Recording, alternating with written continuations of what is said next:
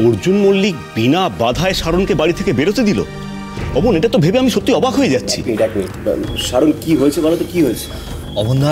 অবনদা ও যা যা করছে সেটা ভাষায় প্রকাশ করা যায় না। আর নীলাদ্রিদা, আপনি বাড়ি থেকে বেরোনোর কথা বলছেন তো? অর্জুন মল্লিকের থেকেও ওই রঞ্জার বাধা পেরিয়ে বেরোনোটা আমার কাছে বেশি ডিফিকাল্ট ছিল। কি বলছো কি তুমি? রঞ্জা? হ্যাঁ নীলাদ্রিদা, মাসের পুরো মাইনেটা অর্জুন মল্লিকের হাতে তুলে দিতে হবে জেনেও আমি কেন অফিস যেতে রাজি হলাম, এটা কনভিন্স করতে গিয়ে আমার তো কালঘাম ছোটার অবস্থা। তাছাড়া খাবার নিয়ে সকলের সঙ্গে এত অসভ্যতা করছে, আপনাকে কি বলবো? এটা আমি কিছুতেই ভেবে পাচ্ছি না আমাদের সঙ্গে ওর কিসের এত শত্রুতা। এই তো বুধ স্যার।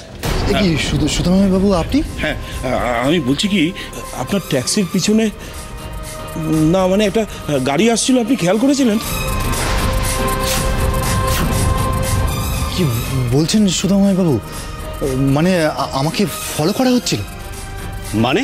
হ্যাঁ, স্যার তো বুঝতে পেরেছিলেন, ওই জন্যই আমাদের চোখে চোখে রাখতে বলেছিলেন। আর ওদিকে আমাদের বলরামকেও খুঁজে পাওয়া যাচ্ছে না বুধ স্যার। ব্যাপারটা বেশ কমপ্লিকেটেড।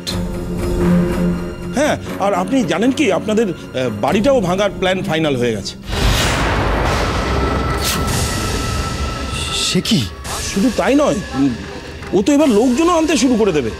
মানে অ্যাকোমোডেশনের ব্যাপারগুলো কে কোথায় কি নেবে সেগুলো আস্তে আস্তে ফাইনালাইজ হচ্ছে। স্যারের কাছে সব পাক্কা খবর আছে। অবন্ধা, এবার কি হবে? আমার তো খুব টেনশন হচ্ছে। টেনশন তো আমারও হচ্ছে শারণ। হাতে মাত্র 13টা দিন।